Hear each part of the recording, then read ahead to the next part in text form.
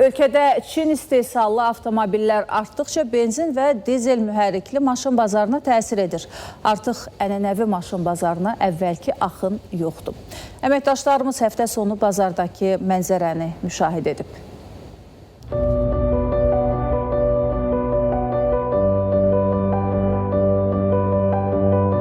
Hər zaman olduğu kimi həftənin şənbə günləri ən çox satıcılar bazara üz tuturlar. Avtomobilləri yerləşdirib bazar günü gələcək müştərilərini gözləyirlər. Ancaq bazarda əvvəlki tələbat yoxdur. Satış var?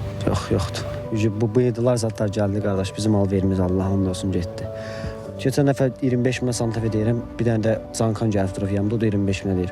Ağcabədi uşaqlar gəldi mənə qayıt deyir ki, 25 minə bu cip almaqdansa sıfır maşın alırım. Dedim, mən rəhmətli nə olub bunu 20 il bu Santa Fe-ni sürüblər, 20 ildə bundan sonra sürə gəlir. Bu Zankanın ömrü bir işi gündə. Deyə o günü bir oğlu bu yedi alıb, gelib şeyə Allah dağı, bloka düşüb. Onları biz alıb satsaq, onları bilmək olmur da. Günü-gündən qiymətlər aşağı düşür də. Amma bunlar stabilki qiymətlərini saxlayır. Amma Çin maşınlarında stabil qiymət dayanmır. Günü-gündən yenmə gedir. Çin maşının bazarı zəiflədib da.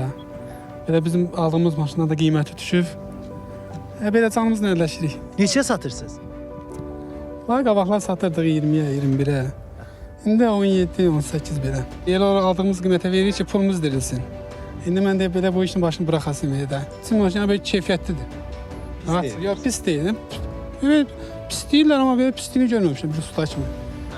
Detalın pis deyirlər ki, zəifdir, dəmir zəifdir, amma belə zəiflik yoxdur. Çin istehsalı avtomobillər Azərbaycan bazarına yeni daxil olduğu üçün təbii olaraq ikinci əl satışları da azdır. Elə biz özümüz də bazarda bunu müşahidə edirik. Bir məqamı diqqətinizə çatdırmaq istəyirəm. Məndən sağda gördüyünüz bu avtomobil benzin mühərriklidir və yürüşü də çoxdur. Digər avtomobil isə Azərbaycan bazarında kifayət qədər tanınan Çin istehsalı avtomobildir.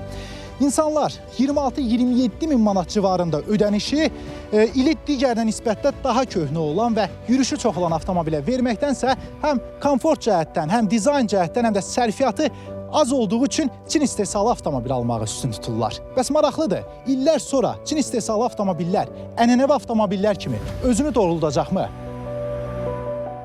Bunu artıq zaman göstərəcək. Hələlik görünən odur ki, Çin istehsalı avtomobillər alıcıların daha çox marağındadır. İsmail Əmirli, Elvin Muradov, ATV Xəbər.